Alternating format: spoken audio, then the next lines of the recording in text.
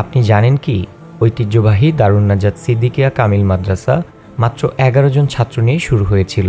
ঢাকা দক্ষিণ সিটি কর্পোরেশনের ৬৭ নং ওয়ার্ডে ড্যামরা নারায়ণগঞ্জ রোডের পাশে ছায়া ঢাকা পাখি ডাকা এক মনোরম পরিবেশে অবস্থিত দেশের অন্যতম শ্রেষ্ঠ ইসলামী শিক্ষা প্রতিষ্ঠানটি।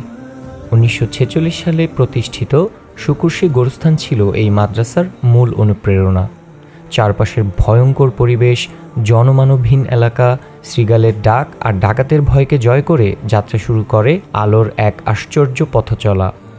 ১৯৮৯ সালে কয়েকজন পুণ্যবান ব্যক্তি মক্কায় হজ শেষে প্রতিজ্ঞা করেন দেশে ফিরে একটি দ্বীনি শিক্ষার বাতিঘর গড়ে তুলবেন। সেই প্রতিজ্ঞা থেকেই জন্ম নেয় দারুল ফেরদাউস, পরে যার নামকরণ করা হয় দারুন নাজাত, অর্থাৎ মুক্তির স্থান।